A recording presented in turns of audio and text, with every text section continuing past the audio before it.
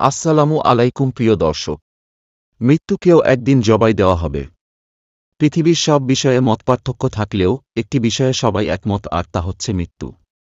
প্রত্যেক প্রাণীকেই মৃত্যুর স্বাদ গ্রহণ করতে হবে। ইচ্ছায় হোক বা অনিচ্ছায় হোক, সবাইকে এই যাত্রায় অংশগ্রহণ করতে হবে। তবে এই যাত্রা কারো জন্য হয় শুভ যাত্রা, আবার কারো জন্য হয় অশুভ। মহান আল্লাহ সুবহানাহু ওয়া তাআলা ইরশাদ করেন, প্রত্যেক প্রাণীকেই মৃত্যুর স্বাদ গ্রহণ করতে হবে। সূরা ইমরান।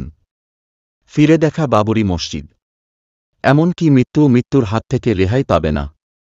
মৃত্যুকেই একদিন জবাই দেওয়া হবে। মূলত প্রত্যেক জীবের একবারই মৃত্যু হবে। এরপরে আর মৃত্যু হবে না, কারণ একবার মৃত্যুর পর এই মৃত্যুকে আর অবশিষ্ট রাখা হবে না। মৃত্যুকে জবাই দেওয়া হবে। এ বিষয়ে হাদিসে এসেছে, আবু সাঈদ খুদরি রাদিয়াল্লাহু আনহু থেকে বর্ণিত, রাসূলুল্লাহ সাল্লাল্লাহু আলাইহি ওয়াসাল্লাম বলেছেন, কিয়ামতের দিন মৃত্যুকে উপস্থিত করা হবে একটি সাদা মেষের আকারে। আবু কুরায়ব অধিক বর্ণনা করেন, অতঃপর তাকে জান্নাত ও জাহান্নামের মধ্যস্থলে দাঁড় করানো হবে। এরপর উভয়ই অবশিষ্ট হাদিস একই রকম বর্ণনা করেছেন। তখন কেউ বলবে, হে জান্নাতীগণ, তোমরা কি একে চিন? তখন তারা মাথা তুলে দেখবে এবং বলবে, হ্যাঁ, এ তো মৃত্যু।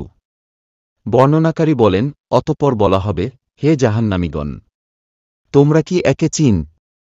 তখন তারা মাথা তুলে দেখবে এবং বলবে, হ্যাঁ, এত মৃত্যু। অতঃপর আদেশ দেওয়া হবে এবং উহাকে জবাই করা হবে। আল্লাহ গো আমাদের সবাইকে জাহান্নামের ভয়াবহ আগুন থেকে রক্ষা করুন, আমিন।